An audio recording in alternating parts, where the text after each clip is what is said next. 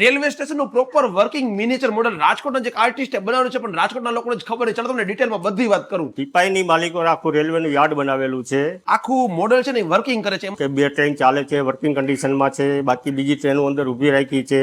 માલગાડી છે, એક પેટ્રોલની ગાડી છે, સૌરાષ્ટ્ર મેલ પડ્યો છે, એક ગાંધી બાપુના વખતની દેશી જૂની રજવાડી ટ્રેન પડી છે. મિત્રો, આ બધી વસ્તુ બની રહી છે 6x6 ના વર્કશોપમાં. તમે એકદમ સાચું સાંભળ્યું. પતરાથી લઈને ફિનિશિંગ સુધી બધી જ વસ્તુ. ચાની કેન્ટીન છે, અંદર પોલીસ ચોકી મૂકેલી છે, ડિજિટલ સિગ્નલ છે, મેન્યુઅલ સિગ્નલ મૂકેલા છે, અંદર લાઇટો મૂકેલી છે, ઝાડવાઓ આવેલા છે, પાણીનું પરબ મૂકેલું છે, બ્રિજ બનાવેલો છે.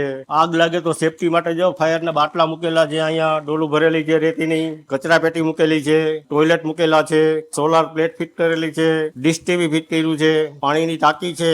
બનાવવામાં મારે જો કે 4 મહિના જેવો ટાઈમ લાગ્યો હતો, કેમ કે મારે પાર્ટ ટાઈમમાં બનાવવાનું હોય છે અને બધું ટોટલી મેટલમાંથી જ બનાવેલું છે. ધ્રાફા સ્ટેશન જે રિયલમાં એક્ઝિસ્ટ નથી કરતું, પણ આમાં બનાવેલું છે. હકીકતમાં ધ્રાફામાં રેલવે સ્ટેશન છે નહીં. તમને એ પણ કહી દઉં કે આ બધી વસ્તુ છે ને રમકડા નથી, થોડીક એક્સપેન્સિવ છે. કોઈ મિત્રોને બનાવવું હોય કે ભાઈ મારે ટીપાઈનું મોડલ બનાવવું છે તો આપણે બનાવી દઈ શકીએ એમ છે. 200+ મોડલ છે ને મુકેશભાઈ બનાવેલા છે, પણ વિદેશમાં તો પ્રોપર મ્યુઝિયમ હોય છે, પણ આપણા દેશમાં જેને રમકડા જ સમજવામાં આવે છે. હું તમને ખાસ આગ્રહ કરીશ કે તમે પણ જો સપોર્ટ કરવા માંગો છો તો આપણા વિડીયોને તમારા ફ્રેન્ડ ફેમિલી ગ્રુપના બધા લોકો સાથે શેર કરો. વધારે લોકોને જાગૃત કરો કે રાજકોટમાં ભાઈ છે ને આ ટાઈપના કારીગર આવેલા છે જે આ ટાઈપનું કામ કરી રહ્યા છે.